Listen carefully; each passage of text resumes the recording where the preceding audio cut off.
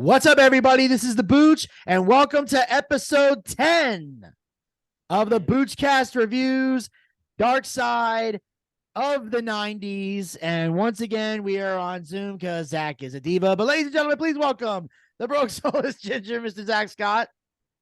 What's up, dudettes? Yes, it's me, the broke soul judge, Zach Scott. You see, I'm not that broke. There's a reason why I'm doing this. Yes, I am a bit of a diva because it's wet and nasty and cold, and my house is nice and warm. And yeah, both of us, if you understand where I'm coming from.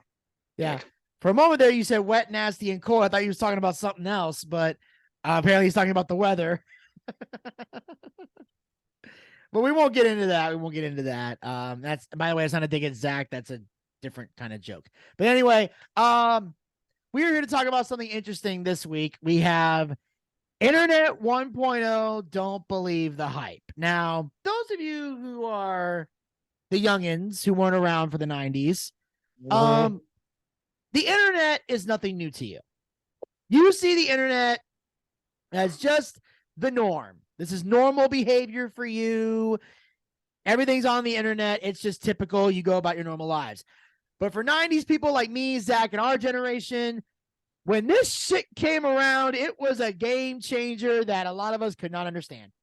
Nope.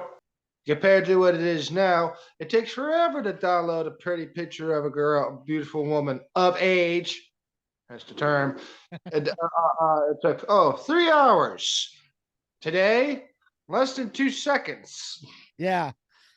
Now, by the late 90s, pets.com would be in a three-way battle over where online customers would buy their pet food on the internet.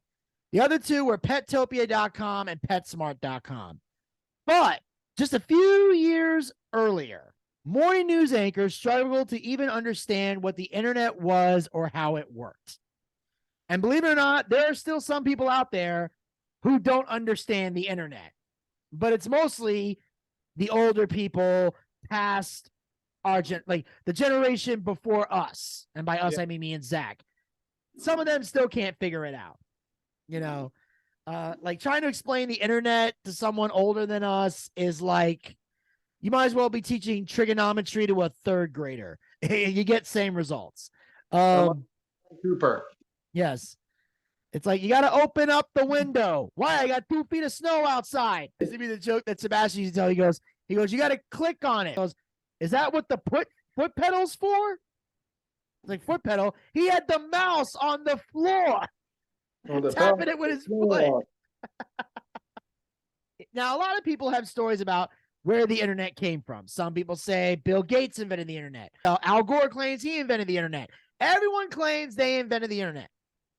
But here's what most people didn't know, myself included. I don't know if Zach knew this, but I didn't. The internet originally started in the 60s. Did you know that? Did anybody know that? Before. The internet started as a military communication network in the 60s. So it originally formulated specifically for the military. They had internet. We did not. It was strictly a military tool that was used to communicate with troops and in times of war. And it spends the next 20 years being further developed in university computer science labs.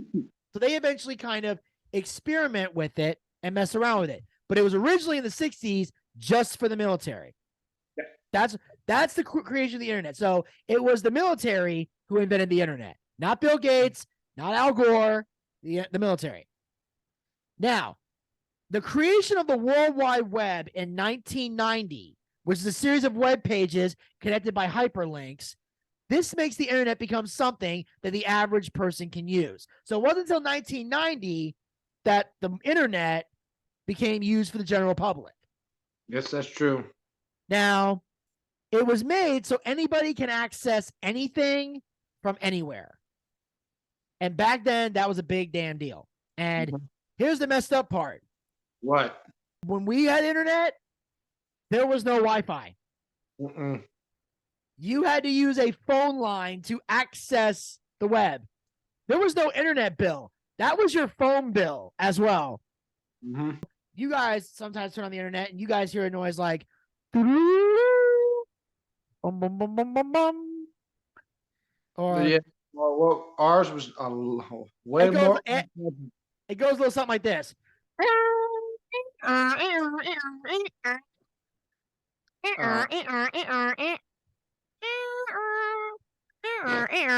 That's literally how our computer was started. So that means good luck accessing internet porn in the middle of the night on this thing. You're waking up the whole fucking house. You would wake up your whole house and say, "What are you doing?" I'm like, "Uh-oh." I was like, "Ugh, not worth the trouble." No, it wasn't. And now, of course, Bill Clinton and Al Gore, this is why Al Gore claims he invented the internet. They use it to usher in the tech-based economy and help create the information superhighway. So the information superhighway was invented by Bill Clinton and Al Gore. They started using it as a major form of communication through everybody. That makes sense. Like the World Wide Web means you can just click on a link and go to it. But the information superhighway became their major pet project when they got elected in 1993. That's when they were officially, sworn into office, and Bush Sr. came out, Bill Clinton officially came in, him and Al Gore now running things. And so even though we talked a lot of shit about Bill Clinton in last week's episode, we can say here's a Bill Clinton positive right here. They were part of the information superhighway, and they actually show clips of them using phone wires and shit, trying to get different computers to work. And however, they had some help from a company that built an on-ramp to this new digital feature, Netscape. Yep, Netscape. I remember Netscape. Ladies and gentlemen, as Little Richard would say, they are the originators. They are the emancipators. They were the ones that created everything. One of the original things. I am the originator. Woo! And then the politicians stole it.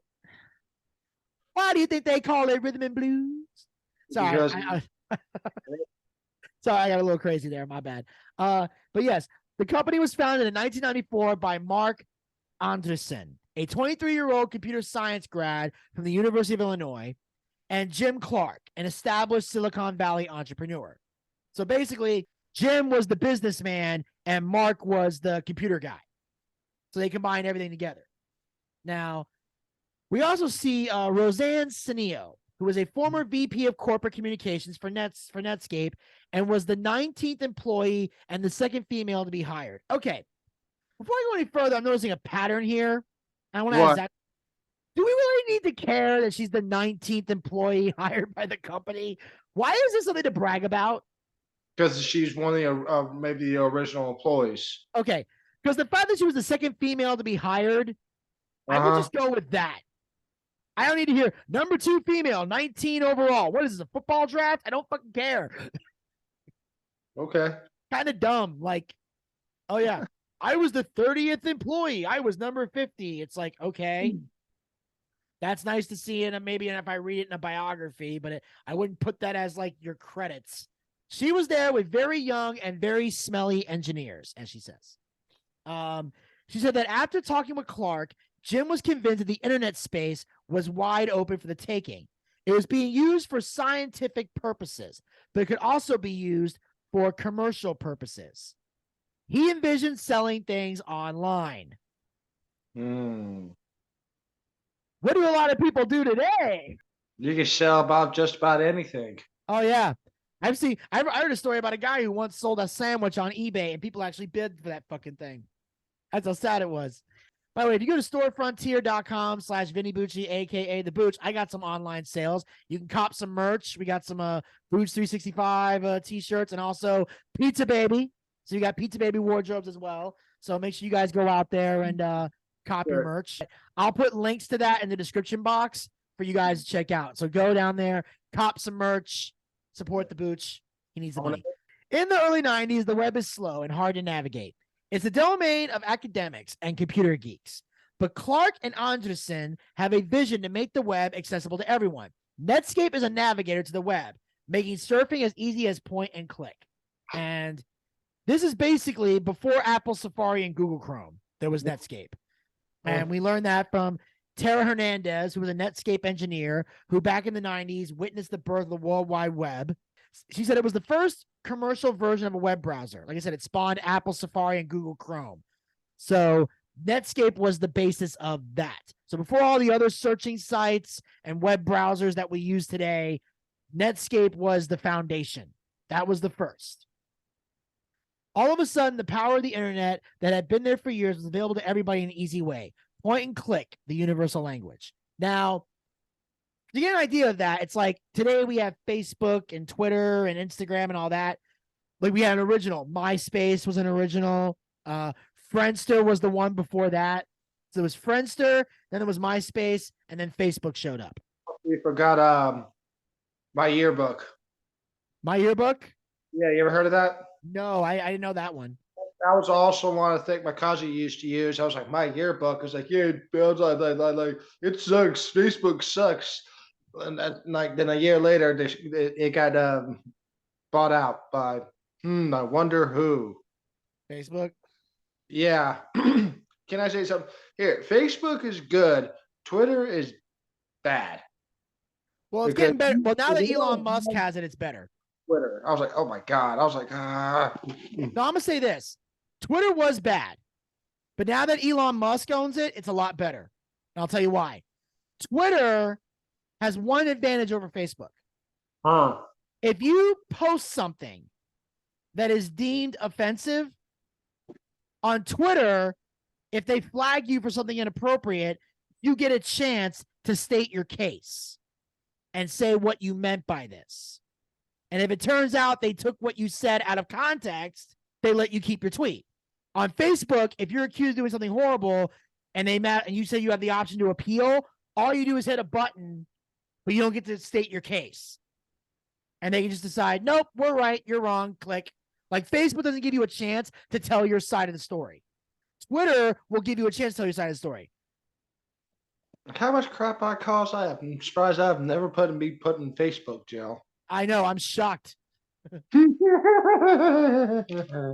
know. Maybe Facebook just likes to see you bury yourself. Yeah, bite me. And every time you okay, keep at it. And I'll post something that you get pissed about. You're an Incredible Hulk. All right. According to Margaret O'Mara, professor of history at the University of Washington in Seattle, Netscape was foundational and not just nice to have. The browser was essential for internet commerce, for entertainment, for communication, all these things. Netscape starts recruiting employees fresh out of college. Oh, you don't say, lucky you. As a result, traditional workplace culture of tech giants like IBM is getting replaced. Geeks run this startup, and they write the rules as they go. They worked hard, and they played hard. And that's what I heard. Dude. Nerds can throw down. Trust us, we can, but those are different type of nerds. Those are the smart nerds. Those are just nerds with a lot of money. And look it up. I learned the hard way. Nerds can fucking party. Nerds can party. About 2 years ago, I did a corporate gig for a tech company. And then afterwards, they got me a room in a hotel with them, and a hotel invited me to come drink with them. And they drank my ass under the table, under the hotel, under the floor. I was ready to fucking die. I literally felt like I was going to die by like the third round of drinks. But it was cool because I was getting tips. Everybody in the club get tips. But yeah, they party. Those fuckers can party. Especially here.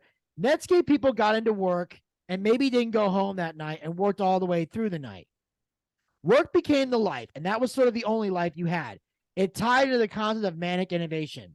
I look at it like this. If you're enjoying yourself and you're getting paid the overtime, do it. Yeah, I hear you on that. If you're miserable and or not getting overtime, then fuck these people.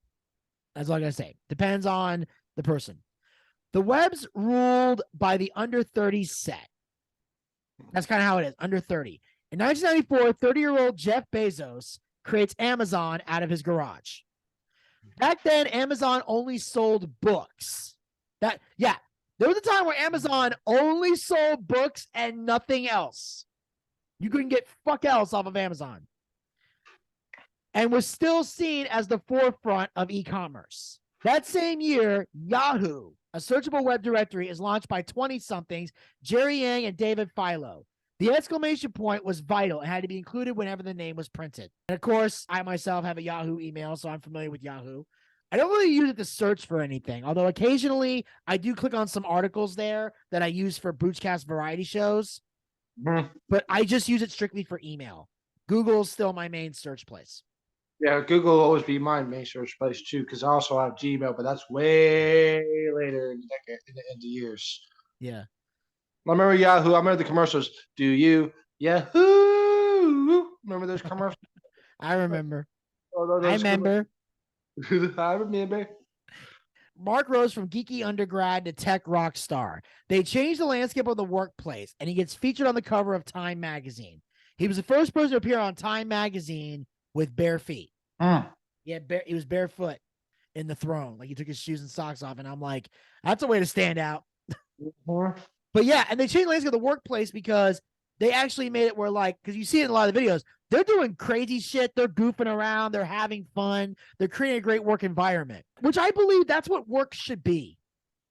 You know, I'm all look, as long as the work is getting done, if productivity is going well and the work is getting done and the company is growing, let your employees have fun if they can. Now, if there's too much fun and not enough work and the work starts to suffer, then you crack the whip. But I've literally been at companies where, you know, guys will goof off and have fun, but productivity's still on the rise, but they still want people to, like, you know, be bored, be silent, be this type of thing, even though it's making productivity go up because they want to control people. Work like fucking robots. Yes. That's why I hate it. That's why I hated retail. They treat you like you're a fucking robot, like you're just a number. A lot of people say that, but you know, I work for a corporation, not that big one. Yeah. It's like that. So yeah, a company like that makes you want to work there. Sadly, I don't have the computer tech knowledge to do that shit. Yeah, neither do I want to keep on doing what? Being the professor of soaps and water, Vinny. Executive Vice President of Plate Soap and Water. And you're Executive Vice President of retail work. Shut up. No, I'm not. I got out of retail 2 years ago. What are you talking about? Big Blue Box. How much you love that place? Yeah, it was a pleasure cruise. Netscape sales double every few months, and it grows to control 80% of the browser market. Jim Clark sees problems on the horizon as the company is not profitable despite the money they're making.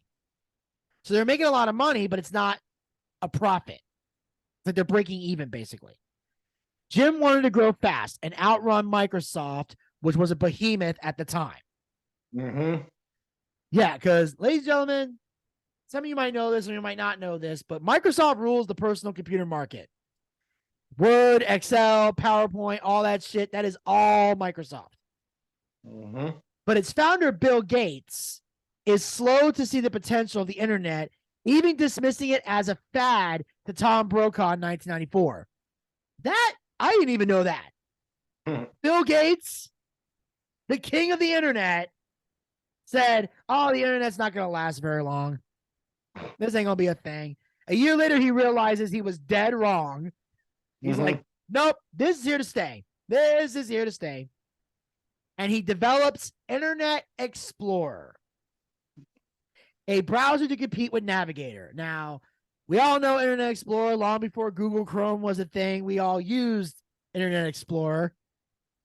Netscape sees a war coming, and one that will require more money to wage. So they decide to go public. Now, for those of you who don't know, going public allows a company to raise capital very quickly. And that's just what Netscape needs to compete with Microsoft. So in the summer of 95, they launch an IPO, which stands for Initial Public Offering, to sell shares to investors. On August 9th, 1995, they went public at $28 a share. Within minutes, it shot up to $72 a share. Holy shit. Oh, yeah. The stock price explodes, and investors are anxious to own a piece of the company that is bringing the internet to the world. And that's what Netscape did. They brought the internet to the world. Stockholders are poised to get rich.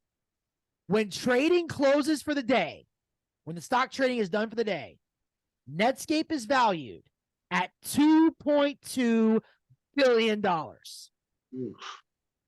$2.2 billion. That's a lot of dough. Yeah. The best opening day for a stock in the history of Wall Street.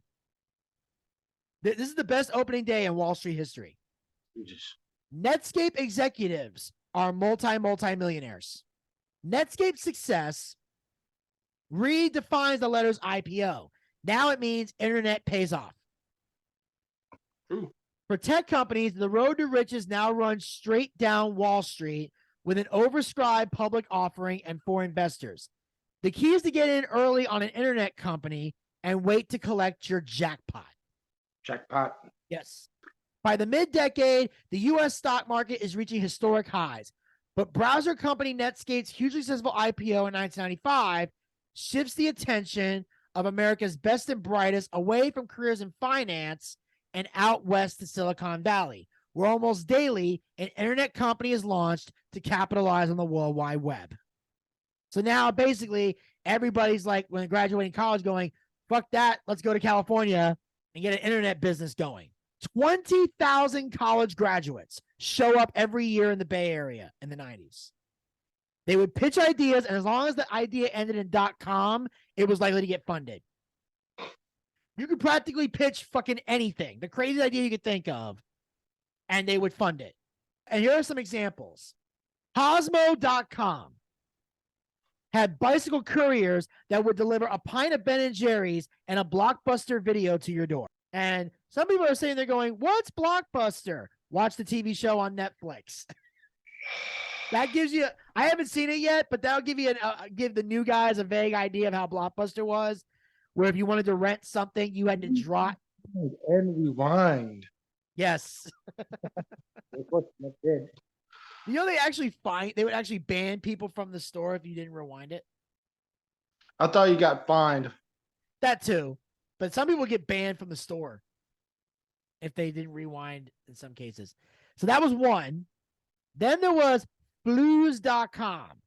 I don't remember Flues. This was basically the original Bitcoin. Before Bitcoin, there was Flues. It tried to create an online digital currency that you can trust, or at least that's what Whoopi Goldberg says.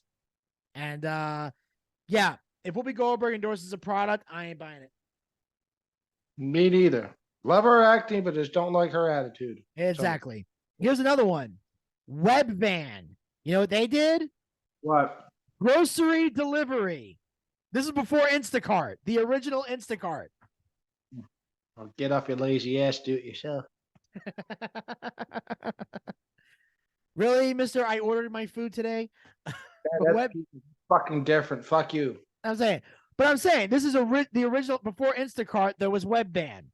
There was Webvan. I remember Webvan. Then there was Razorfish.com, which helps find solutions to hard problems. They didn't really specify what that meant. I don't know if that was an Ask Jeeves site or if that was a mafia site. Like, hey, you got a fucking problem? I can give you a solution. Go to Razorfish.com. We'll take care of you. And then your friend would be sleeping with the fishes. Anyways, moving on. Add some tart sauce, some hush puppies, and we'll be good to go. Yeah. Now, as stock prices for .com companies rise, so do the number of extravagant .com parties. Razorfish threw a belly dancer party where drag queens served White Castle burgers to 2,000 guests. I'm probably not going to enjoy the dancing, but at least there's White Castle. There's White Castle. Yeah. Basically the same thing as Crystals. Yeah. They care more. I was like, no, that's basically just a different name. Yeah. It's the same thing. Really the same thing. We have Crystals here, which I like Crystals. I do. I do too.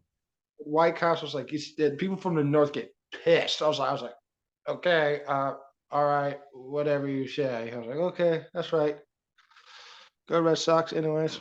Yeah. Anyway, I mean, if I did go to White Castle, it'd be more like a Harold and Kumar kind of thing because they made White Castle popular. Animal semen. Yes. And then they care more about throwing the best party than having the best product. And that's where you have a problem. Mm-hmm. It should be product first, partying second. Mm-hmm. But that's what happens when you got 20 somethings and under 30 people. They just want to party and do all the goofy shit. And it's like, you still got to make your business profitable. Still got to make money. Mm-hmm. Back then, it was literally just like having money just fall out the sky. So that's why they can just party. Now, rents and house prices rise, and Silicon Valley parking lots fill up with expensive and flashy cars. Mm-hmm. The stock market also soars and causes the launch of CNBC, which becomes the go-to cable network for Americans looking to get in on the dot-com action. It turns buying and selling stocks or profiling companies into something like watching ESPN and seeing sports teams. So, kind of like how sports fans watch ESPN, stockbrokers and stock people watch CNBC. I hear you. I hear you. I hear you. No, I don't care. Exactly. ESPN. Future Fox News mastermind Roger Ailes transforms the almost forgotten network, which is kind of true. We haven't really talked about them since TV for Teens, into a channel where financial news is reported in the breathy, action-packed style previously reserved for sports reporting. The audiences respond to insider style of reporting, often live from the floor of the New York Stock Exchange, which makes it even crazier. You get to see all the crazy stock stuff in action. Mm-hmm. In the past, trading stocks was a relatively expensive proposition that required working through old established brokerage firms who preferred old established money. And well-known firms like E.F. Hutton were happy to help. But all that changed in the 90s with what's termed the digital disruption. Discount brokerage services like E-Trade and Ameritrade start advertising their services. Now, anyone with a little dough can join the stock buying craze, and while investors no longer need expensive brokers to buy stocks, they are drawn to free professional advice. CNBC regularly features internet stock analysts like Henry Blodgett and Mary Meeker, who push certain companies and downplay others. Now, basically, they analyze stocks the way we analyze wrestling. And here's the thing, though. The companies they're pushing are the ones that they themselves promote. So they're giving biased news, but you don't know that at the time. As newly formed digital companies go public and celebrate as their stock prices soar, Netscape, the company that got the party started, finds itself being targeted by the most powerful corporation in tech, Microsoft. Mm-hmm. Basically, which means Netscape's about to be bought out. Yep. Microsoft includes the browser for free with purchase of the Windows operating system. And Nancy discovers people are starting to walk away from them because why pay for them when I get this for free? There you go. Who doesn't want free shit? Yeah. I would love free shit. I would like this piece not to cost me that bit, but it did. Free shit would be nice. Yes.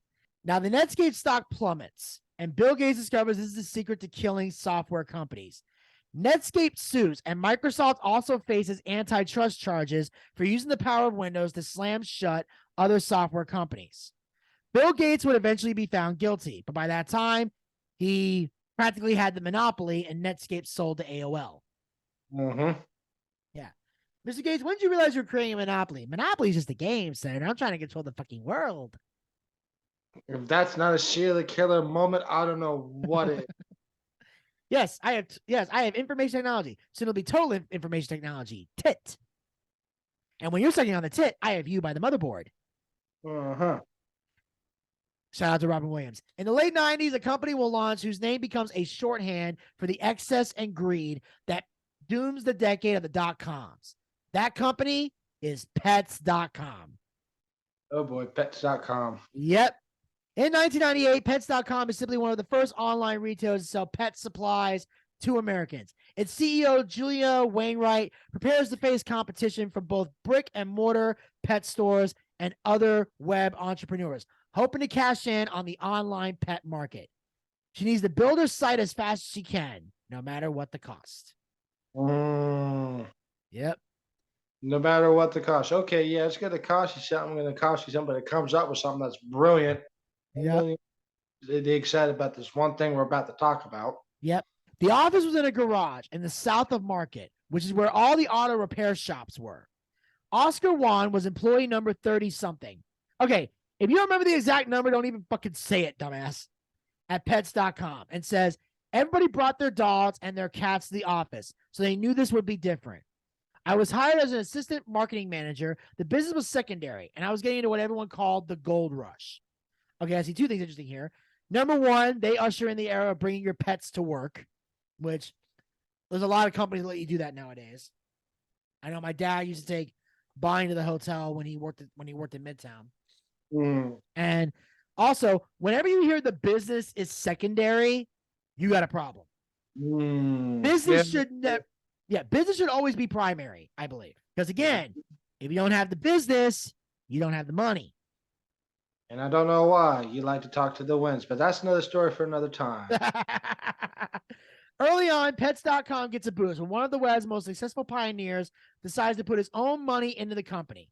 That, of course, is who we all know, Jeff Bezos. A lot of people don't like him. Yeah.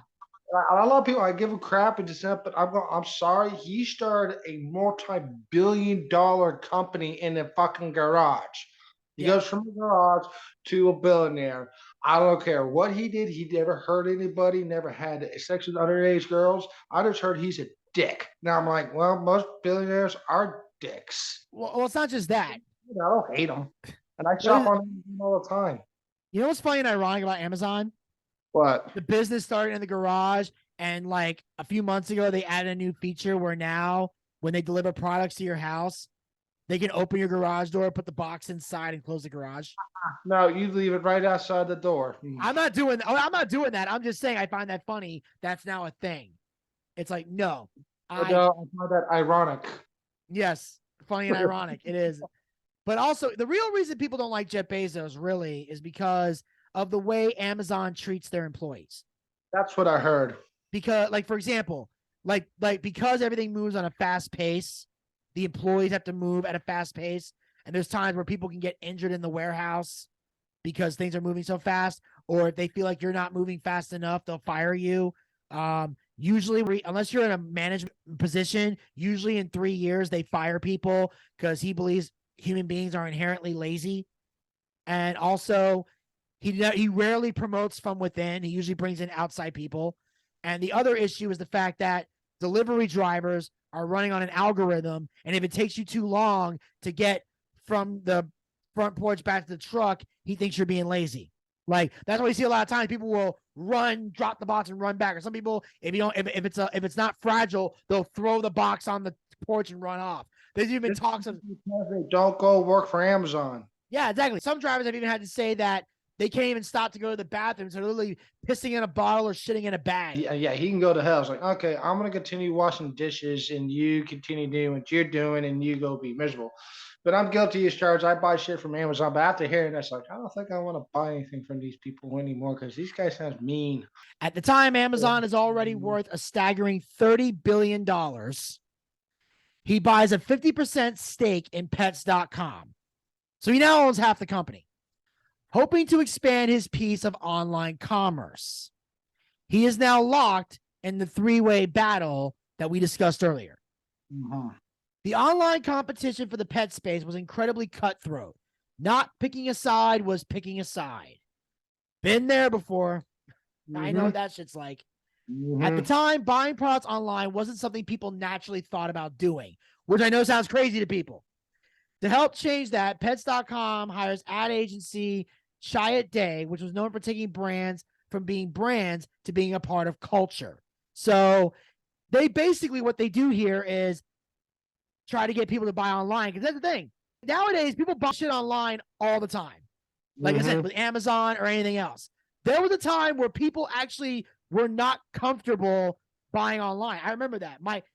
Just having to give somebody your credit card information was like, yeah, fuck this. That's why my parents didn't buy online for many years. I was scared to do it.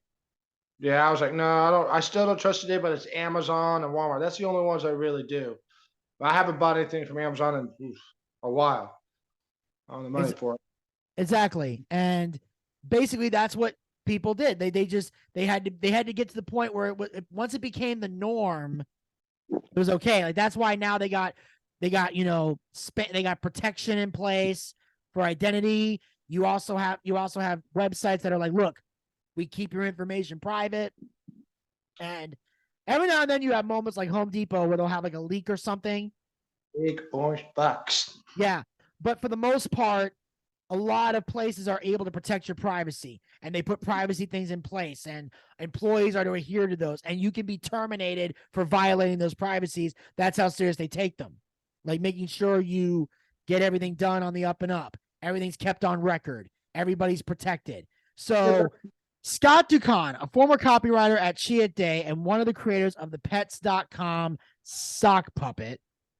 This is where they come up with their idea. Pets.com executives love the idea of a sock puppet correspondent, and a mascot is born. Now, the voice and hand of the puppet is Michael Ian Black, for those you may not know, an improv artist best known for his 90s sketch comedy series, The State, on MTV. Do you? He starred in several TV comedy series. He's been in The State, Viva Variety, Stella. He was in a 3-man group called Stella. Wet Hot American Summer, First Day of Camp, Michael and Michael Have Issues, Another Period. He was in Celebrity Poker Showdown. He wrote a children's book called Chicken Cheeks. So he's done quite a few things in the industry. Okay. You know, he's been mostly on Comedy Central, so he's had pretty good run. He was also Captain Schwartz on Reno 911. If anybody saw that show. So the way you fit out of watching, my IQ would drop. So that's Michael Ian Black. The commercials were improvised because pets are not actors, no shit. So they just let Michael run wild. And they would just let him do whatever the hell he wanted to do. I just remember the puppet. The puppet always made me laugh. I didn't care for anything else. I was just like, hey, the puppet's actually kind of funny. Yeah. And he would be like surrounded by dogs going, oh, that feels good. But he wouldn't do anything like too vulgar. I was like, the puppet dog acting like a dog and it could talk. Where would anybody get offended over that? Jeez, probably Dave Peter would be going out of their fucking mind. He just ran with it and had a blast. And Michael Ian Black, in my opinion, did a hell of a great job. And Melissa Menta, who is a publicist at pets.com, or as she calls herself, a puppet publicist, said she got hired very quick. They saw her resume online that she worked for Jim Henson Company and thought she was a perfect match. So that's why she's a puppet publicist, because apparently she used to work for Jim Henson, that has, of course, the Muppets. Oh, Jim Henson. Yes. So he worked for the Jim Henson Company. Now she's over here being a publicist for pets.com and the new Pets puppet. Now, the first commercial was filmed during the summer of 1999. And he just improvised pretending he knew the animals at the different houses they were delivering to. While the driver just deadpan watches the road. You know what? You see the driver trying not to brake. Yeah. Yeah, he was trying so hard. Yeah, there's an iguana that lives in that house over there. I think it's got a disease or something. This one has a cat. And I'm like, oh god, you need to stop. You're gonna crack me up. Oh, the production, the people with the cameras, like the camera crew's trying not to laugh. They're trying to hold it because they don't want to fuck up the take. Yeah, exactly. It's like how many takes I wonder they had to go through to take care of that. Yeah. You know, he just had to like zone out and tune out everything he was fucking saying. That's the only way you can do that. You got to watch the road and just tune him out and not pay attention and then watch it later. That's all you have to do. You cannot listen to that. I would personally wear a COVID mask today if I had to do that. Okay, I'm going to put this over here. You can maybe see me like squinting with my eyes, but then you won't be able to see my mouth laughing or yeah. Face. So pets.com then spends a then shocking $20 million for a marketing campaign that transforms the sock puppet into a TV celebrity. Pretty much. So much so that Macy's creates the mascot as a balloon in the Macy's Thanksgiving Day Parade. That's a rite of passage. Yeah, it's like you get your own balloon at the Macy's Day Parade. Our fair character, you made it. Yeah. And it got results as far as site traffic. So it brought a lot of traffic to the site. Of course it did. And the puppet later makes an appearance at Super Bowl 34. Oh, yes, it's Super Bowl. Yes. Remember this. The Super Bowl also ended up being the big game for .coms, and it was a put all your chips into the pot moment to get noticed, scare off competitors, and lock in your market dominance. And like any high stakes game, there will be winners and losers. Yep. Now, for companies that can afford it, advertising during the Super Bowl is an unrivaled opportunity for your brand to get noticed. Like, it's the most expensive ad spot you can ever receive is the Super Bowl. Is millions of people watch the Super Bowl. Yes. Even people who don't like football watch the Super Bowl. There are some people who literally watch the Super Bowl just to see the commercials and don't give a shit about the actual game. I've yet to find one I have ever always like, because I always like, but some of them make you laugh. Well, yeah, that's a design. It's supposed to be entertain. It's more about the entertainment than the actual product. And also, it's also new movie trailers, which 9 times out of 10 in today's world, you probably already seen it on YouTube. I remember back in the day before YouTube, you really see this new trailer for a new movie, you've been waiting for, you forgot about like, now like, shit, I already seen it. You were like, wait, what's this? Oh my God, I know that voice. Oh shit, they're making the movie. Like that's yeah, it's like, it also, yeah, I remember that. And also back then, the trailer didn't have 90% of the movie in it. There you go. Or somebody in the movie that you hate. Or what about this like mystery person that might die? Let's put it in the trailer. Oh, you don't want to make that a reveal later? Who's coming back, and all of a sudden you see their body shape, and you hear their voice. Like, seriously?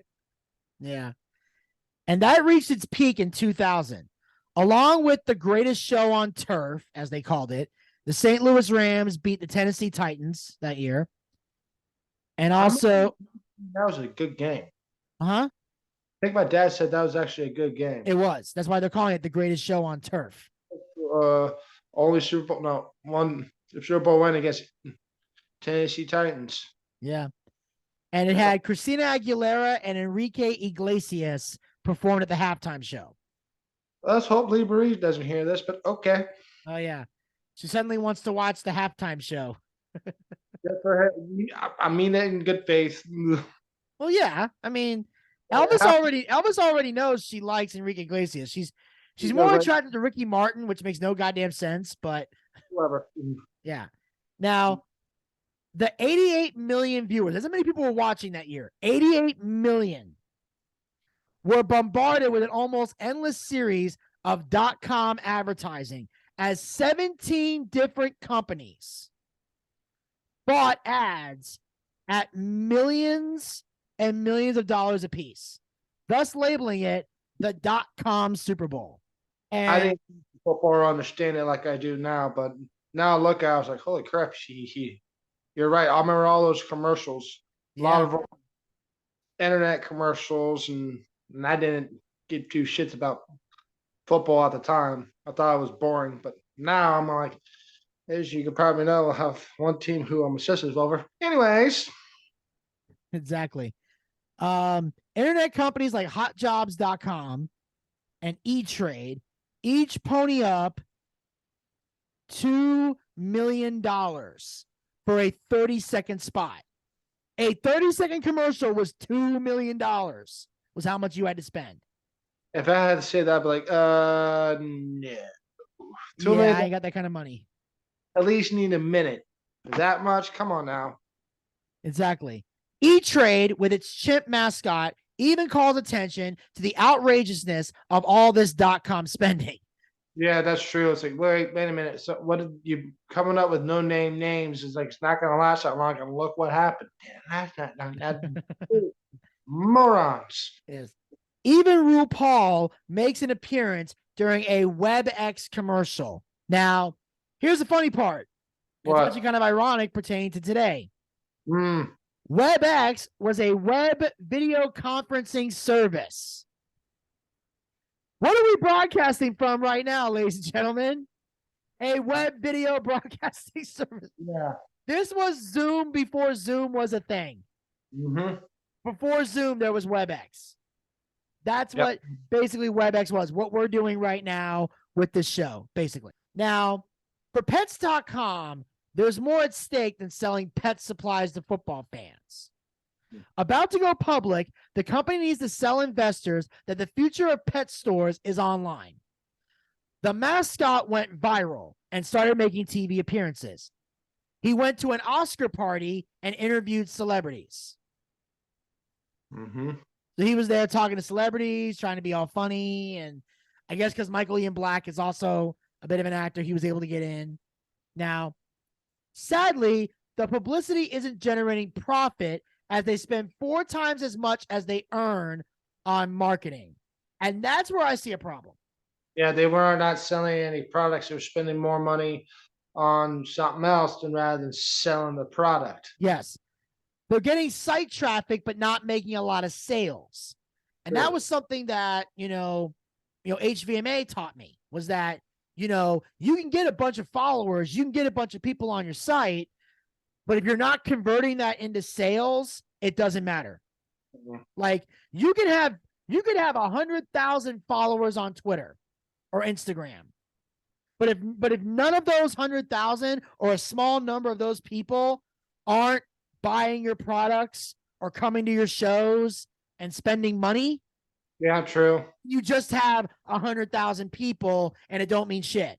Like, let's say you have only 10,000 followers, and all 10,000 are buying your merch, coming to your shows, doing whatever. Guess what? What? You're more successful than the 100,000 guy. Of Because course he might have more followers than you, but you're making sales. You're making bank. Yeah. So that's the key, is not just to have a lot of followers. That's the problem. People keep focusing on the number. And that's a mistake a lot of people make. One in particular, I won't get into that though. They make a lot of mistakes because they are too focused on the followers and not enough on the fact, are these people actually investing in your company? That's what you need to be worried about. You can have a small number and make a lot of money. You got to get all those people to give a shit about what you're doing. And if they don't give a shit about what you're doing, they're just taking up space on your page. True. And now, if you're not running a business or you're not an entertainer and you're just on social media for the hell of it, then rack up all the followers you can. Congratulations. But if you're an entertainer like myself, if you have a business that you're running, you need to convert that into sales. That's a key thing. You need people to come out to your shows, promote you, talk about you, get in front, engage with you. Those are the people you need to focus on. And that's the key thing that they're worried about here. Yeah, you can market all you want, but if it's not bringing you sales, then you can't spend that much money on marketing. Don't put all your money into something that isn't giving you results. Take some of that money and put it elsewhere. Yeah, save it or do something else. Yes. They're getting the site traffic, but not making a lot of sales, I mentioned before. So to combat this, they decide to include free shipping. That also doesn't work. Because now today, there's some companies that do free shipping because they can pull it off. Mm-hmm. But back then, a pet supply place, that wasn't, free shipping was not a smart thing to do in the 90s. Today it is, because if you got enough revenue, you can include free shipping. If you don't have a lot of revenue, you can include free shipping. It's true as well. Because that'll cost you money as well. Mm-hmm. Because again, profits are an afterthought for 90s.coms. The rules are grow fast, sell products at a loss to gain market share, and spend whatever it takes on advertising and brand awareness to crowd out competitors. So they're more concerned with being first than being accurate, which is not only a problem for businesses, but I won't go too deep into this, but it's also a problem we have with modern day journalism as well. Everybody's more concerned with being first on the scene than being accurate. It's like, you can be first, but if you ain't ready, then whoever's coming up behind you who is ready, they're going to take the market. Take the market, the whole shebang. You got to have all your ducks in a row, or at least enough of them to where you can get shit done. Because you can't, the worst thing you can do is promise something and not be able to deliver. That's true as well. Yeah. So the millennium had come and gone. And although things like flannel shirts and beanie babies, which we talked about already, didn't survive the 90s, you can go back and watch the Beanie Babies Go Bust episode to find out more about that. The internet was here to stay. So the internet survived all this. Like some things in the 90s were gone. They're gone. They're never coming back. The internet persevered and still perseveres today, as you can clearly tell from the fact you're watching this video on fucking YouTube. So that should tell you right there, the internet is here to stay. Come far. Yes. I like having my apps. I'm liking the fact I don't have to read a book anymore. I can sit back, get high, and watch Family Guy, American Get Dad, which primarily what I've been doing all day today. Call me Royal Highness. I was too happy about that. Good morning, USA. So anyway, for investors in pets.com, the aughts is their chance to finally cash in on the now well-known e-commerce site. Mm-hmm. As the market got higher and higher, investors decided to pressure companies to go public and get a payday rather than give another round of funding. So investors would be like, just go public. We'll get the money. We'll cash in. They're more concerned with getting money in their pocket than if the company is successful. And that's one of the disadvantages to having an investor. Because when an investor puts money into you, all they care about is getting their return. Like when you borrow money from somebody, when you pay me back, that's what they care about. So they just want to get the money back in their pocket. They don't necessarily care if the company succeeds. You want an investor who cares about both. Because if they have enough love for the company, they'll persevere until the money gets too crazy.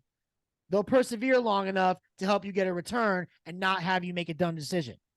Now, investors may want a payday, but for pets.com, it's huge. Advertising expenses and losses from free shipping that leaves it $62 million in debt. It needs to go public in order to survive. So for the investors are looking at a payday. Pets.com is like, we're about to go under. A few weeks after the Super Bowl, Pets.com goes public, and everyone with stock prepares to become overnight millionaires. On February 11, 2000, Pets.com debuts on the stock exchange, hoping to raise $100 million in their initial stock sale. It goes for only $11 a share. And even though it was disappointing, it raised $82 million for the company. So they were able to completely pay off their debt and still have $20 million to work with. Julie tells them it's back to business as usual. So they basically just went back to work, didn't think about it. Like, all right, we did what we had to do. Let's get back to focusing.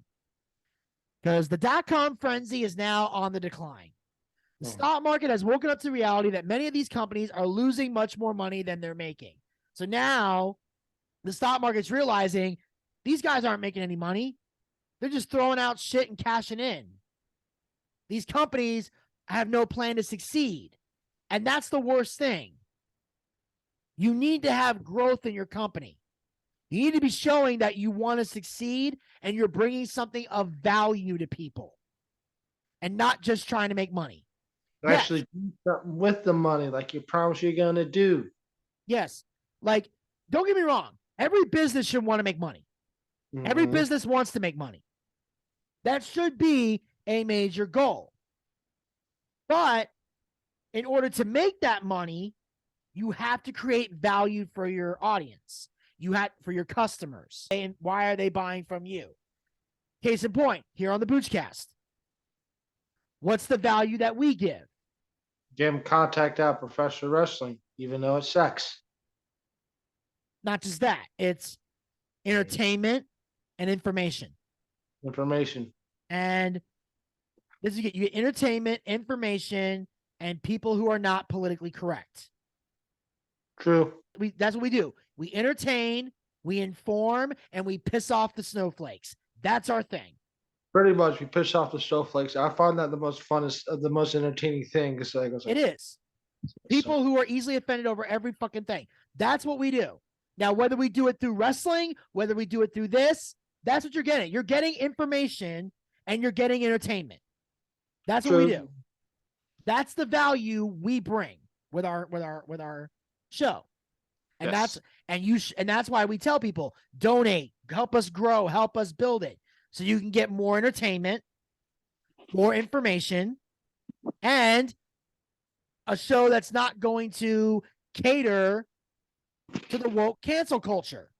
Of course not. We tell them to go fuck themselves Go fuck yourselves. because you're easily offended over everything. Now, if we do something that's actually horrible and immoral, we'll apologize for it, but most of the time we don't. Like, No, we don't apologize. I'm the type, at least I'll speak for myself. I don't apologize unless I'm actually, truly, in my heart, sorry for what I've done. In the 35 years I've been alive on this planet, I've had 3 times in my life, only 3, where I apologized to somebody and I didn't mean it. 3 fake apologies in my whole life. I won't say what they are here. Zach, if you want to know what they are, I'll tell you off the air, but I've only given 3. I have to do something with me, so no. 3 fake apologies, 3. None of them are you. Really? I'm shocked. None of them are you. Well, I haven't apologized to you for anything. Unless there's something you remember that I don't. In March of 2000, the NASDAQ hits its high peak and starts going down, and investors start getting cold feet. For all of the growth on the internet, the market itself and the valuations were outpacing where it was at, as I mentioned before. Now, here's the funny part. 135 .coms go belly up and become roadkill on the information superhighway. CEO Julie Wainwright needs a way to weather the financial storm, and the sock puppet seems to be her best bet. They decide to go into character licensing, and they sign a toy licensee that manufactures a Pets.com sock puppet that wasn't as cool as the real ones, but were still pretty cool. So basically, they're selling Pets.com, the puppet, as like a toy. Yeah. Then they start creating dog bowls and other things with a puppet's likeness on it, and they own that. So they were making money with that to fund the company. Then comes Triumph the Insult Comic Dog. Oh, shit. Which is created by comedian Robert Smigel, who's a writer for Late Night with Conan O'Brien, and the two of them used to write together on Saturday Night Live. They actually created the ambiguously gay duo. Mm-hmm. But yeah, so they created this show. And the act includes making fun of other dogs, including Pets.com's beloved mascot. Like, they would send him to like the Best in Show, the dog showcases. I can't remember the name off the top of my head, what the name of it is, but Triumph would basically go there, make fun of the dogs, and be like, oh great, they chopped his nuts off, or can I sniff your butt, or something like that, and then it would make weird dog jokes. And then Pets.com's beloved mascot is getting hit with everything. It's like, yeah, at least I'm not being sued. To stop the alleged damage, Pets.com slapped Smigel with a $20 million defamation lawsuit, and Conan responds on the air. The fear was that Triumph was going to kill the brand because of all his insults and do damage to the brand integrity. However, the lawsuit backfires, and Pets.com ends up being on the wrong end of the publicity stick. So basically, they're making fun of Pets.com for being butthurt and not being able to take a joke. Wow. Where do we see that in America today? Oh, we see it all the time. I was like, are you for real? Basically, we're Triumph, and the snowflakes are the Pets.com mascot. And to avoid more bad press, Melissa Menta goes to work. She decides to make it puppet versus puppet instead of puppet versus evil.com website. So they let the Pets.com puppet have a press conference. This actually happened in New York. And discuss why he is not a knockoff of Triumph. That's what they were saying he was. He was an ancestor of Knickers from the Mayflower. And I said Knickers, Knickers. No, I just wonder where, I don't know where that came from. I'm clarifying that for the listeners. I don't want them to think I said something else. Because, you get misinterpreted like that, it causes a whole new set of problems. I Am Innocent was the headline in the paper, and the press conference worked. However, in late 2000, Pets.com's debt is a staggering $147 million. Even 50% shareholder Jeff Bezos, who's already worth $4.7 billion, isn't willing to chase good money after bad. So Pets.com wants the poster child for a thriving .com announces they're shutting down. So they go out of business. Pets.com was the canary in the .com coal mine. By the start of the millennium, 100 million individual investors across the country lost $5 trillion in the stock market. That much money. The people who got hurt the most were mom and pop investors, like small time investors. The big money people didn't get hurt that much. Like Jeff Bezos, he didn't take a big hit from this. But it was still enough to where he's like, I'm not going to do this. People had to move back in with their parents because they lost everything. And I don't know, Zach, you tell me what's worse?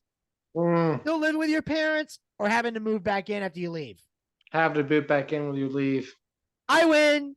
So anyway, in 2003, CNBC media darling analyst Henry Blodgett settles fraud charges related to several companies he analyzed during the late 90s. He was fined $4 million and banned from the stock industry. See, like exactly, he was being fraudulent. Julian Wainwright goes on to become the CEO and founder of the successful luxury consignment site, The Real Real. Jeff Bezos can afford a vanity trip to space. He goes into outer space. He explains it. He's one of the richest people in the world, besides the fact he's a piece of shit. That's okay. E-Trade then delivers the final blow to Pets.com by mocking them in a Super Bowl 35 commercial the following year. This is why I'm never going to invest my money in the stock market. I watched Wolf of Wall Street way too many times. I'm good. Yeah. And the thing is that what makes me laugh about the whole entire thing is I'm watching this video and I knew a little bit about Pets.com. I did too. I was like, where have I seen this puppet before? Because I don't remember the Pets.com commercials, but I have seen that puppet before. I've seen the puppet before too. And here's the thing. I had to Google it, and I finally remember where I saw him. What? Apparently after Pets.com went under, the trademark for the puppet was up for grabs. And there's this auto loan office place called Bar None. I was thinking the same thing. That's where I saw it. It was like the Bar None best. Like 1-800 Bar None. Call now for a quick loan. And here's the funny part. In the commercials, he would say, everyone deserves a second chance. Bar None. Call now. And it's funny because that turned out to be. But notice how he said everyone deserves a second chance. Yeah, I heard that. This is the puppet's second chance. That's the puppet's second chance. Exactly. Like, this is the puppet, like, come on. You can still support me. Everyone deserves a second chance. Bar None. Call now. Call now. So it's nice to know we still got some work. You know what I would love to see one day? If Conan ever did like a 40th or 50th anniversary show, bring back Triumph the Insult Comic Dog and have Michael Ian Black come on with the Pets.com puppet and kind of have them like, you know, make peace and shake hands. Or it'd be funny if we could some way put it on a celebrity deathmatch. That'd be cool too. And I'm just saying, like on the show, kind of have Robert Smigel and Michael Ian Black doing a little puppet show thing, kind of burying the hatchet. While ball busting each other. Because I feel like Michael Ian Black he's such an improv guy, he could probably go back and forth with Smigel. Yep, that's true. You know, because Child the Insult Comic Dog was brutal back then. Like, yes, it was. I remember one time he made fun of Artie Lang really bad. He would say things like, you know, he's so fat, hookers charge him double. And he said, although I'm just kidding, Artie actually has a hot girlfriend, which is even more amazing than the talking dog. And he would just destroy everybody in there. But Artie was laughing, so he didn't give a shit. But Zach, you got any final thoughts on this craziness?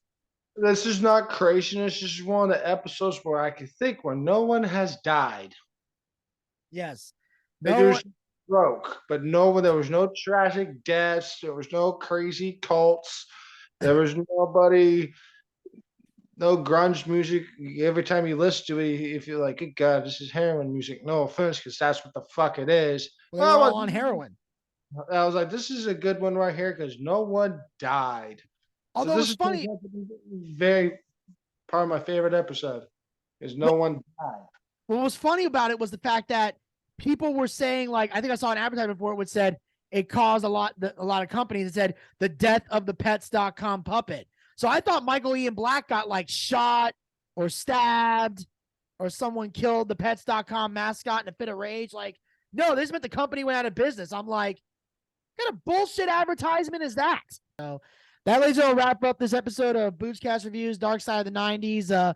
Zach, thank you so much for joining me. And make sure you guys tune in next week because we got a good one next week. And I don't know how crazy it's going to get, but I think it's going to be fun because we're going to be going through the life and career of comedian / talk show host Arsenio Hall is going to be next week. And hopefully Zach will be in studio for this one because I really don't want this Zoom thing to be a regular thing. I understand why we did it the last 2 weeks, but I'm really hoping Zach will be here in the studio, especially since I cleaned this fucking place up. Like, I'm kind of mad. Yeah, I got clean. I got new lights. Place looks better. Make sure you guys follow us on all of our podcast platforms. Link is down in the description box below. Make sure you follow us on all of our social media platforms. Link is down in the description box below. You can support the Boochcast by going to anchor.fm/theboochcast/support. Link is down in the description box below. And of course, make sure you guys hit the subscribe button and ring that bell to be notified so you never miss another episode of Boochcast Reviews, Darkside of the 90s, as well as other additional Boochcast YouTube content. We'll talk to you guys next time. Until then, pizza, baby.